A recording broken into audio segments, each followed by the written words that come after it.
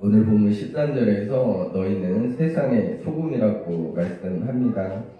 소금이 맛을 잃으면 무엇으로 짜게 할 것인가 묻고 있는데요. 짠맛을 내지 못하는 그 소금은 쓸데가 없으니 다만 밖에 버려질 것이라고 말씀하고 있습니다. 그런데 여기서 중요한 게 너희는 세상의 소금이 되어야 해 이런 게 아니라 너희는 이미 세상의 소금이라는 거예요. 이는 이미 예수 그리스도를 영접한 사람은 세상의 소금이 된 거라고 말씀하는 거예요. 본질이라는 개념이 있습니다. 본질이란 변하지 않는 것이고 본래부터 가지고 있는 성질인 거예요. 그런데 우리의 본질이 바뀌었다는 겁니다. 소금으로. 그래서 세상의 소금이 되어야 하는 게 아니고 알고 보면 임이라는 거예요. 너희가 이미 그것으로 소금으로 바뀌어 버렸다라는 겁니다. 그러므로 세상의 소금이 되어야 하는 게 아니고 이미 세상의 소금이라는 말씀인데요. 그런데 소금이 어떤 역할을 합니까? 맛을 내고 음식이 부패하지 않게 막아주고 또 깨끗하게 뭔가를 씻거나 닦아낼 때도 사용이 됩니다. 그래서 욥기 6장 6절에서 욥은 이런 말을 하는데 싱거운 것이 소금 없이 먹히겠느냐? 닭의 알 흰자니가 맛이 있겠느냐? 예, 소금이 있어야 한다는 거죠. 소금이 있어야 맛이 난다라는 겁니다.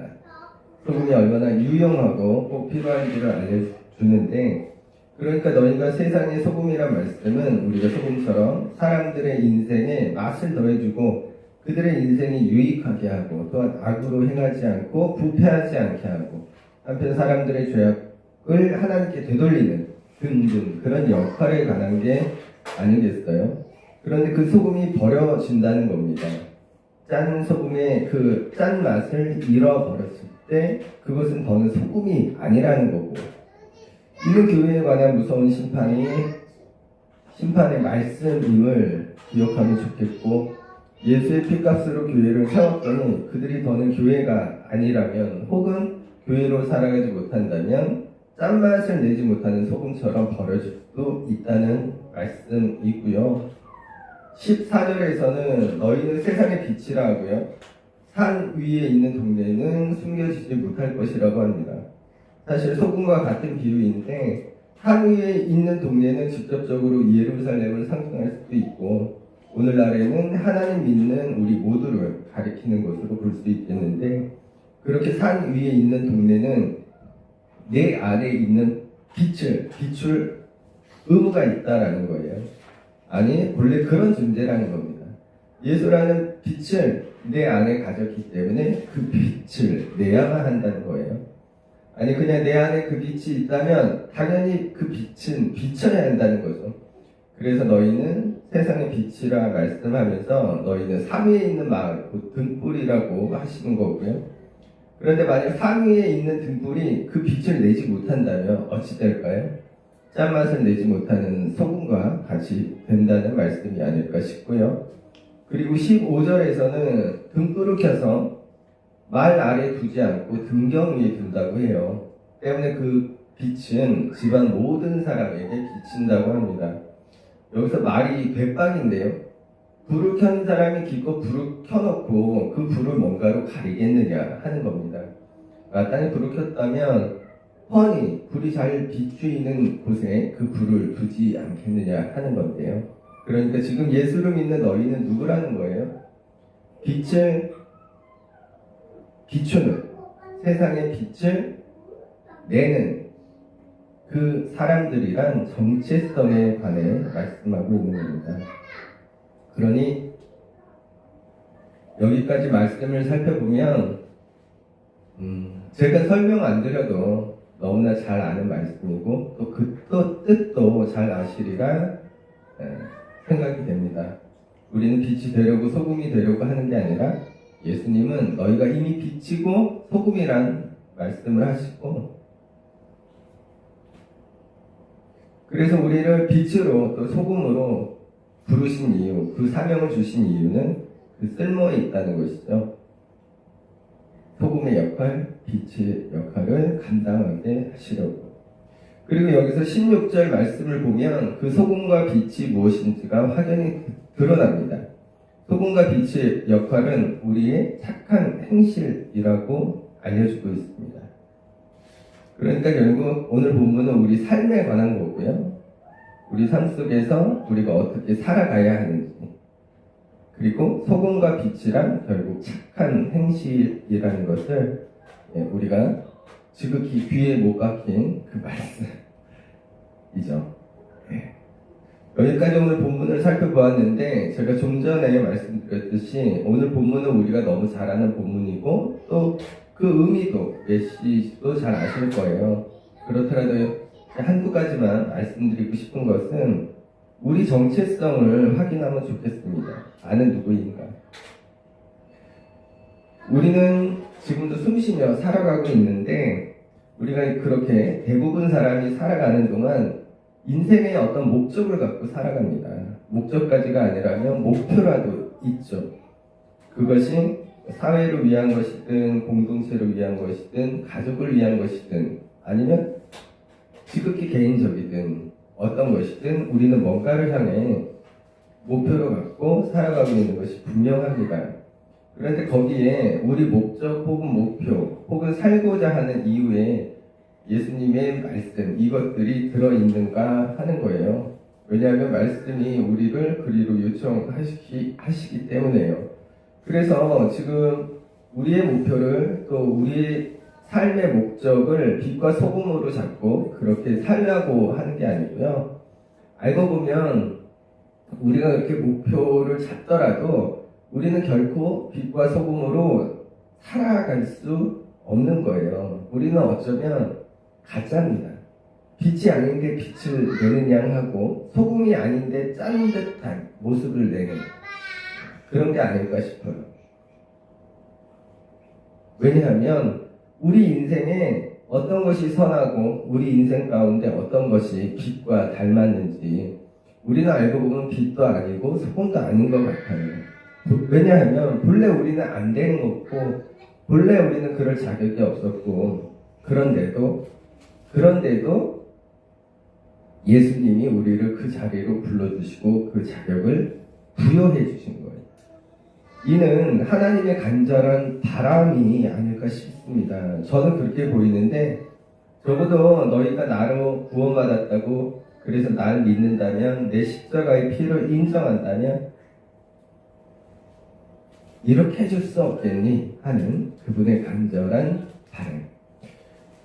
이제 저나 아내가 이제 우리 아이들에게도 그렇거든요. 이제 뭔가를 아이가 해낼 것을, 그리고 성장할 때 그러한 어떤 것들을 응원하면서 이제 간절한 바람을 갖는데, 이제 모든 부모가 공통적으로 아시겠지만 응원은 열심히 하지만 그 결과는 부모의 기대만큼은 되지 않아요. 대부분은 그렇습니다.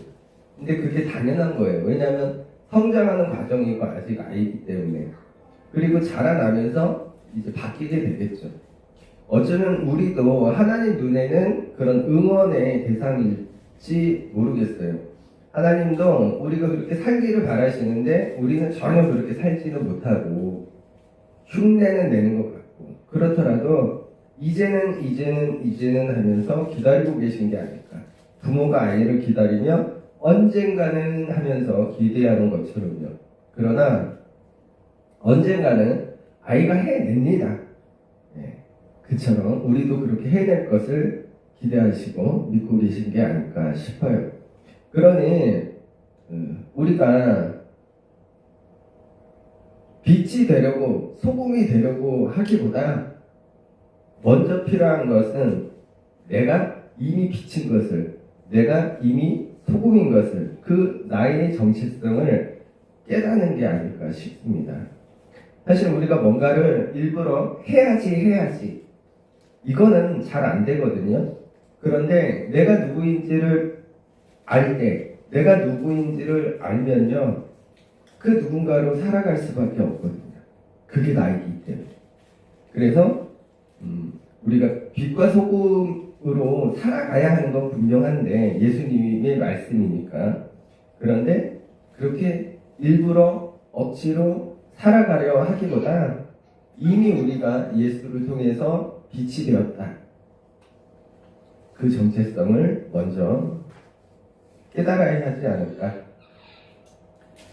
여기서 한마디 좀 얹어야겠는데, 우리가 빛으로 또 소금으로 살아가는 게 쉽진 않을 거예요.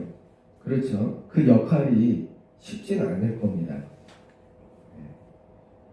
그렇다고 그게 너무 어렵고 힘들고 그래서 무서워하거나 두려워하지 않으면 좋겠습니다. 우리 예수님은 참 친절하게 그 삶이 어떤 것인지를 알려주셨는데, 제가 공동 번역으로 읽겠습니다. 양과 염소의 비유에서 말씀인데, 다 읽으면 너무 기니까 34절부터 36절까지만 읽겠습니다. 그때 그 임금은 자기 오른편에 있는 사람들에게 이렇게 말할 것이다. 너희는 내 아버지의 축복을 받은 사람들이니 와서 세상 창조 때부터 너희를 위하여 준비한 이 나라를 차지하여라. 천국을 주시는 거예요. 너희는 내가 굶주렸을 때 먹을 것을 주었고 목말랐을 때 마실 것을 주었으며 나그네 되었을 때 따뜻하게 맞이하였다. 또 헐벗었을 때에 입을 것을 주었으며 병들었을 때에 돌보아 주었고 감옥에 갇혔을 때에 찾아주었다. 지금 임금이 이 사람들을 축복하면서 지금 우리로 치면 천국에 들어가게 되는 건데, 그 이유가 뭡니까? 극단적인 희생과 헌신을 했기 때문이 아니에요. 그래서 우리가 좀 생각해 볼 필요가 있는 거예요. 여러분, 빛과 소금의 삶이 무엇인가? 우리가 빛하면 빛이 어떻게 납니까? 예? 빛이 어떻게 나요? 빛을 내려면 초가요. 촛불 이렇게 켜면요, 초가 자기 몸을 녹이는 거 아니에요? 그래서 자기를 태워서 결국 그 빛이 납니다. 근데 성냥불을 켜면 성냥이 타들어가면서 빛을 내는 거 아니에요? 소금은 어때요? 소금이 맛을 내었다라는 것은 이미 내 몸이 녹았다라는 거예요. 그래서 우리는 소금과 빛의 어떤 삶, 사명, 역할, 이렇게 하면 너무 거하고 힘들고 어렵다고 여기기 쉬운데, 그런데 양과 염소의 비유에서 예수님이 뭐라 하시는 거예요?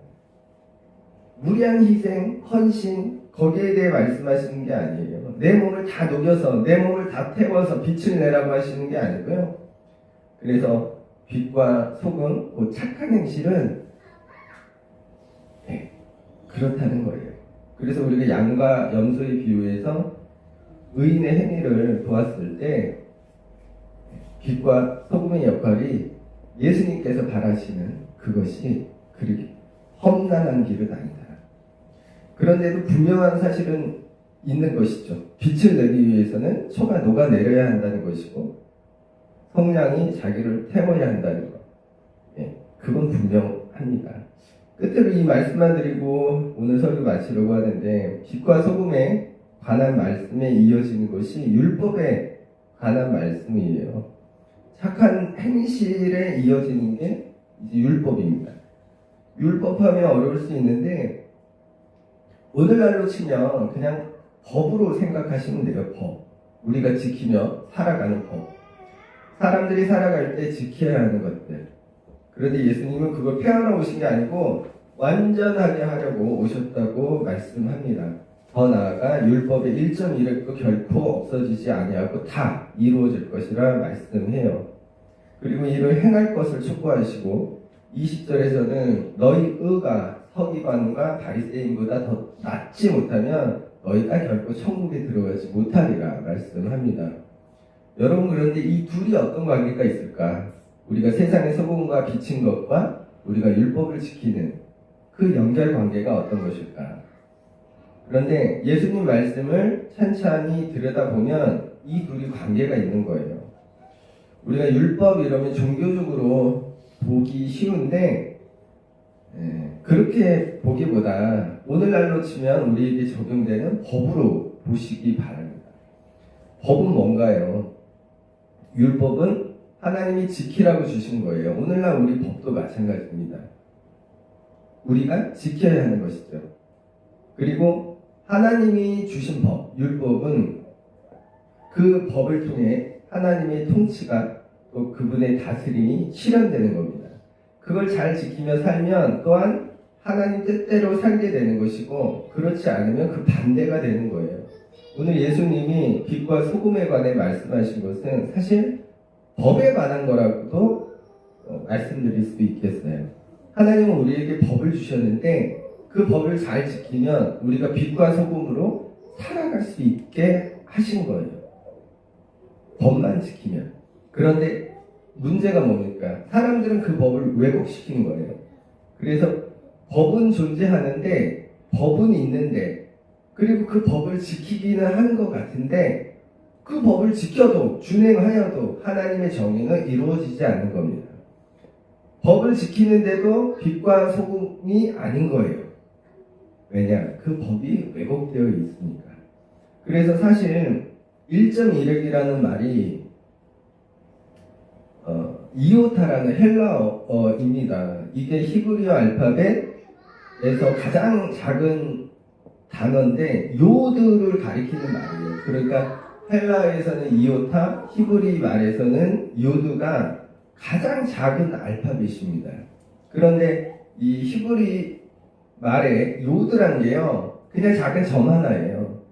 그런데 이걸 빼먹거나 혹은 다른 위치에 찍게 되면 그 말의 의미가 완전히 달라져요. 그러니 1.1획도 지켜야 한다는 말씀은 본래의 의미를 왜곡시키지 말라는 것이고, 그리고 아주 사소한 것도 소홀히 하지 말라는 그런 의미가 있는 것이죠. 그래서 내가 율법을 폐하러 온 것이 아니라 그것을 완전히 하러 오셨다고 말씀하시는 거예요. 너희가 소홀히 여기는 것들, 그 작은 것들 하나까지도, 또 너희가 왜곡시킨 하나님의 법을 제대로 바로 잡으시겠다는 말씀인 겁니다. 그러니까 우리가 천천히 생각해 보면 우리가 빛과 소금으로 살아간다는 것은 예수님 시대로 치면 율법을 잘 지키는 일이에요. 그리고 예수님이 율법을 완전하게 하신다는 말씀은 율법이 제 구실을 못하는, 왜냐하면 왜곡되었기 때문에 그것을 제대로 바꾸신다는, 그래서 제대로 된 율법을 지키게 되므로 빛과 소금의 제 역할을 감당하게 하시는. 그래서 우리가 정말 주의해야 할 것은, 분명 하나님이 우리에게 말씀을 주셨는데 그 말씀을 작은 것이라도 소홀히 여기서도 안 될 것이고, 또한 가장 중요한 것은 그 본래의 의미를 왜곡시켜서는 안 된다. 네. 또 이런 말씀을 드리다 보니 오늘날 우리 모습을 또 들여다봅니다. 오늘날에도 법이 많이 왜곡되는 모습을 보죠. 무고한 사람은 벌을 받고 죄가 참 많은 사람은 죄가 없다고 하는 판결이 있고, 그래서 오늘 예수님 말씀이 참 더 가슴에 와닿는 것 같은데, 알고 보면 우리 사회는 법으로 돌아갑니다. 법이 그 길을 정하는 거예요. 그래서 하물며 우리가 길을 가다가도 신호등에 빨간불이 있으면 멈춰서는 거 아니겠어요? 법이 그렇게 정해놨으니까 그 법을 또 어기면 안 되니까. 그런데 법 집행하는 사람들이 법을 왜곡한다면 어찌 될까? 안타깝게도 우리가 그런 일들을 마주하고 있죠. 그래서 성서를 보면 이 판결에 관해 말씀이 많습니다. 바른 판결을 해야 된다, 정의에 따른 법 집행을 강조하고 있는 말씀들이 참 많은 거예요. 왜냐하면 법이 제대로 본래의 의미의 그 기능을 상실할 때 세상이 어떻게 되기 때문에, 세상에 불공평이 가득하고 부패와 착취가 넘쳐나기 때문에, 또 그로 인해 힘없는 사람들의, 가난한 사람들의 고통이 생겨나기 때문에. 여러분, 그래서 알고 보면 너희는 세상의 소금과 빛이란 말씀은 착한 행실인데 어떤 착한 행실일까? 그 중에 적어도 한 가지는 법에 관한 것이라 말씀드릴 수 있겠어요. 그리고 분명한 것은 예수님 시대에 율법이 잘못되었다 하기보다 어떻게 보면 그 법을 집행하는 사람들이 오늘날과 마찬가지로 법을 왜곡시키고 잘못된 법 집행을 하였다.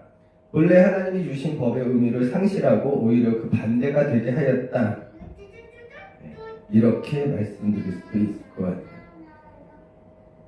그래서 오늘날에도 이 법기술을 부리면서 본래의 법의 의미를 왜곡시키시는 분들은 기억하면 좋겠습니다. 하나님은 그 대가를 요구하신다는 거. 그리고 끝으로 이 말씀만 드리고 오늘 설교 마칠 건데요. 여러분, 예수님은 이미 너희가 세상의 소금이고 빛이라고 말씀하시는데 이는 정체성에 관한 거예요. 내가 누구인지에 관한 것이고 내가 어떻게 살아야 하는지에 관한 겁니다. 이는 우리 인식에 관한 거예요. 내가 누구인지에 관한 그 인식에 관한 거고요. 내가 어떻게 살아야 하는지에 관한 그 인식에 관한 거예요. 그동안은 이렇게 살아왔지만 앞으로는 적어도 내가 예수 만나고 난 이후에는 나의 생각과 나의 인식이 바뀌었기 때문에 그래서 하나님의 법을 지키며 살 수 있는 거거든요. 그리고 그렇게 법을 지키며 살아갈 때 어떻게 되는 거예요? 빛과 소금으로 살아가게 되는 겁니다. 그래서 우리가 이걸 좀 기억하면 좋겠어요.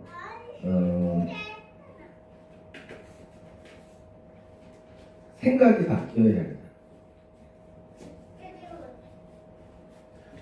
이 생각이 바뀌는 게 회개 아닙니까? 인식이 바뀌는 게 회개인데 예수를 만나서 나의 인식, 나의 생각이 바뀌는 것. 내가 누구인지에 관한 그 정체성도 바뀌는 것. 그거 아닐까 싶고요. 그래서 우리가 하나님께 은혜를 구하는 기도를 많이 하잖아요. 그런데 여러분, 은혜는 어디 있나요?